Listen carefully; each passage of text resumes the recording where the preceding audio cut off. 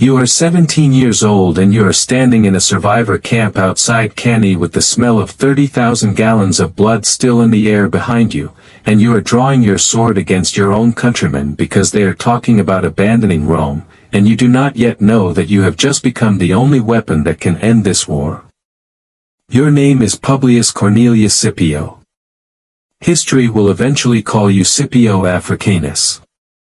But that name is 14 years away, and right now you are simply a young officer who survived the worst single-day military catastrophe in Roman history, and you have just discovered the only thing you actually possess that Rome desperately needs, the will to refuse the ending everyone else has already accepted. Rome did not understand yet what Cannae had actually taught it. 3 consecutive catastrophic defeats, Ticinus, Trebia, Trasimene, had been absorbed as bad luck, bad consuls, bad decisions. Cannae was different. Cannae was the lesson finally landing. You cannot beat Hannibal by being more Roman. You cannot win by marching straight at the man who invented the tactics that destroyed 80,000 of your countrymen in a single afternoon. The only way to beat Hannibal is to stop being Rome and start, in the most uncomfortable way possible, becoming something closer to him. You are going to be that thing. For 5 years after Cannae, Rome does what Rome does when it has been taught a lesson it does not want to learn. It refuses to fight Hannibal directly and instead starves him of what he actually needs. The Fabian strategy returns: shadow him, deny him battle, cut his supply lines, let southern Italy's defections curdle into resentment as Hannibal proves unable to protect the very cities that switched sides for him. Hannibal wins skirmishes. Hannibal cannot win the war. He is muzzled by an enemy too disciplined now to give him the open field battles his genius requires. While Hannibal is being slowly strangled in southern Italy, your father and your uncle are fighting and dying in Spain. The Carthaginian heartland of silver and soldiers, the base that built Hannibal's army before he ever crossed the Alps. When the news reaches Rome that both men have been killed, you are 25 years old, and Rome's Spanish campaign has collapsed with them. You volunteer to go. The Senate is reluctant. You are 26. You do not meet the minimum age for the command. Nobody else wants the posting, Spain looks unwinnable, and the glory, everyone insists, is here in Italy fighting Hannibal directly. You take the command anyway, because you have understood something the older senators have not yet allowed themselves to see: Spain is not a sideshow. Spain is Hannibal's actual foundation. If Spain falls, the man in southern Italy becomes an isolated commander with no reinforcement, no resupply, no future. You do not need to defeat Hannibal in Italy. You need to remove the ground he is standing on. You have a portrait of Hannibal in your private quarters. Your officers find this strange. You tell them the secret quietly: the way to beat Hannibal is not to be more Roman. It is to study him so completely that you become a mirror he cannot read. New Carthage, the fortified capital of Carthaginian Spain, surrounded on 3 sides by a lagoon, accessible only by a narrow isthmus, believed by every Carthaginian commander in the region to be functionally impregnable, sits under garrison because nobody believes a Roman force could reach it before reinforcements arrive.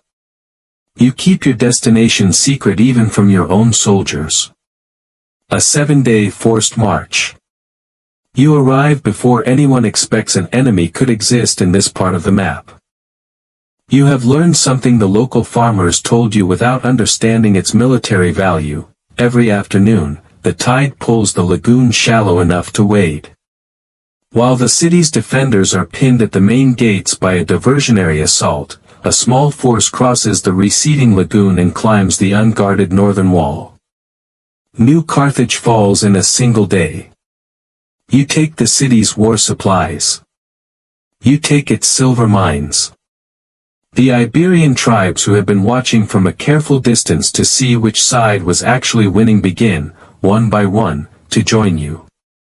The Carthaginian generals who held Spain for 2 decades discover, with the specific horror of professionals who have just been outmaneuvered by an amateur, that there is now a Roman commander in their territory who does not fight the way Romans fight. You face Hasdrubal, Hannibal's brother, at Becula in 208 BC, and instead of marching directly into his hilltop position, you feign a frontal engagement and execute a surprise envelopment up terrain nobody expected an army to climb in formation. Hasdrubal flees Spain entirely, hoping to reach his brother in Italy by repeating the Alpine crossing that made Hannibal famous. This is the moment that should terrify you, because it means Hannibal might finally get the reinforcement he has been begging Carthage for since the day after Cannae. Instead, you keep advancing. The Carthaginian Senate, watching what you have done to their Spanish holdings, diverts the reinforcements meant for Hannibal in Italy toward defending Spain instead. Your campaign in the Iberian Peninsula is, without you fighting a single battle in Italy, starving Hannibal of exactly what he needs to finish the war he has already mathematically won 3 times over. At Ilipa, 206 BC, outnumbered and facing the combined remaining Carthaginian armies in Spain, you execute the single most studied tactical deception of the entire war. For days, you arrange your formation with your strongest legions at the center and your weaker Iberian allies on the flanks, exactly the arrangement a textbook Roman general would choose, exactly the arrangement the Carthaginian commanders watching you have come to expect and have built their own counterformation around. On the morning of the actual battle, you wake your own army before dawn and force the Carthaginians to scramble out of their camp without breakfast to meet you. And when they form up expecting your strongest troops at the center, you have already reversed the entire formation in the night. Your weak center advances with deliberate, agonizing slowness, pinning the strongest Carthaginian troops in place, unable to either advance or assist, while your actual elite forces, now positioned on the flanks, envelop the weaker Carthaginian wings from both sides simultaneously. You have taken the enemy's own correct read of your tactics and turned that correctness into the mechanism of their defeat. The strongest part of the Carthaginian army never fights. It simply stands, paralyzed by its own correct assumptions, while the battle is decided entirely around it. Spain falls. Completely. The Carthaginian survivors flee to the coast and abandon the peninsula that funded Hannibal's entire campaign from the very beginning. You return to Rome a hero, and despite not meeting the standard requirements, you are elected consul in a landslide. Fabius Maximus, the old man whose strategy of patient denial kept Rome alive long enough for you to become what you are now, asks you what your plan is. Surely you will go fight Hannibal directly now, finally, the way Rome was always supposed to fight. You tell him no. You are going to invade Africa. You understand, with the same clarity that took New Carthage in a single day and dismantled the Carthaginian formation at Ilipa without fighting half of it, that Hannibal in southern Italy is no longer the war's center of gravity. Carthage itself is.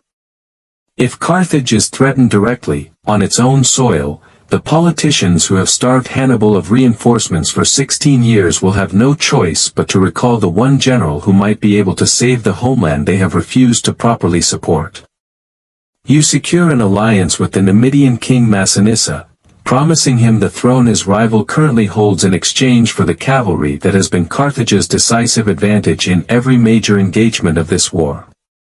You raise a volunteer force that includes disgraced survivors of Cannae, men who have spent over a decade carrying the specific shame of an army Rome refused to fully reinstate, and you give them the one thing nobody else has offered them, the chance to end the war that broke them.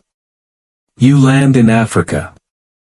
For the first time in 17 years, Carthage itself is under direct military threat. The Carthaginian Senate gathers an army under Hasdrubal Gisco and the rival Numidian king Syphax to remove you from the continent. You learn, through false peace negotiations that you allow to continue specifically because they grant your envoys access to the enemy camp, that Syphax's soldiers live in huts built from dry grass and reeds. At night, while the combined Carthaginian and Numidian force sleeps, you burn the camp to the ground. Soldiers wake into fire and flee unarmed into the dark, where your legions are waiting. It is not a battle in the conventional sense. It is the application of the same principle that took New Carthage and dismantled Ilipa: identify the variable the enemy has not protected, and make that variable the entire engagement. Carthage has no army left in Africa capable of stopping you. The Senate recalls Hannibal.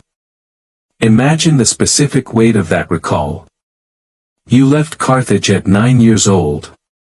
You have spent 36 years in Spain and in Italy. You have won every major battle you have ever fought against Rome. You have inflicted losses no civilization should have survived and watched Rome survive them anyway. Your father's kingdom in Spain, gone. Your 16-year campaign in Italy, abandoned, mid-stride, recalled by the same politicians who refused to send you the reinforcements that would have let you finish what Cannae started. You return to a homeland you can barely remember, to fight a war you did not choose to end this way, against a young Roman commander who has spent the entirety of his military career studying exactly how you think.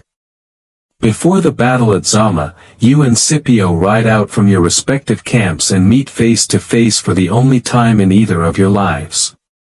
You tell him that fortune is unpredictable, that you yourself rose high and have fallen, that he should consider negotiating rather than risking everything on a single battle against the man who taught Rome everything it knows about losing. He tells you he already has everything he needs.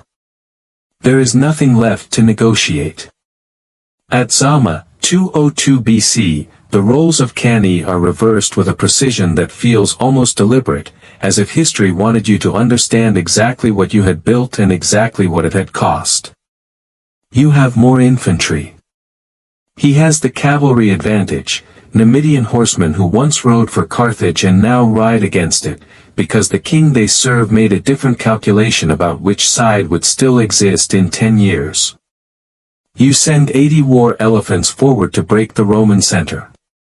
Scipio has prepared lanes between his formations specifically to let the terrified animals pass through without disrupting his lines, and the elephants, confused by trumpets and noise, turn and crash backward into your own cavalry instead of forward into his infantry. Your cavalry, already weaker, breaks and flees the field. Scipio's Numidian allies pursue. This is supposed to be the moment your infantry finishes the job before the cavalry returns, the same mathematics that won you the war's early battles, the same patient layered defense that exhausted Roman attackers line after line until only your veteran third rank, the men who crossed the Alps with you, remained fresh enough to finish what the front line started. The Roman infantry reaches your veteran line exhausted exactly as planned. The two forces are evenly matched exactly as you calculated. And then the cavalry returns. Not pursuing anymore. Turning. Arriving from behind your own formation at the precise moment your veterans needed every remaining advantage they had. The encirclement that won you Trebia, Trasimene, Cannae, used against you, by a man who spent 14 years becoming fluent in the language you invented. 40,000 Carthaginians die at Zama. A few thousand Romans. You leave the field knowing, with the specific clarity that only total professional defeat provides, that the war is finished. You return to Carthage and tell the Senate to accept whatever terms Rome offers. 17 years. From a Spanish silver mine to an African battlefield. From a 9-year-old's oath in front of a temple altar to a 60-year-old man's quiet poison in a foreign court when Rome finally comes close enough to capture him for good. Decades later, in the city of Ephesus, an aging Hannibal meets an aging Scipio for the second and final time. Scipio asks him who he considers the greatest generals in history. Hannibal places Alexander first. Pyrrhus second. Himself, third. Scipio asks what he would have ranked himself had he won at Zama. Hannibal tells him, first. Without question. First. This is not vanity. It is the most honest answer either man ever gave about what the entire war had actually been. Two brilliant minds, one forged by an oath sworn in childhood, one forged by the specific trauma of watching that oath nearly succeed, and the only thing that separated total Carthaginian victory from total Carthaginian collapse was which one of them ran out of time first. Rome never surrendered. That is the sentence the entire Second Punic War produced. And the second sentence, quieter, almost an afterthought, is this: eventually, Rome built a man who understood the first man well enough to finally make him lose. And this was only the end of the Second War. The third one would not be a war. It would be an erasure.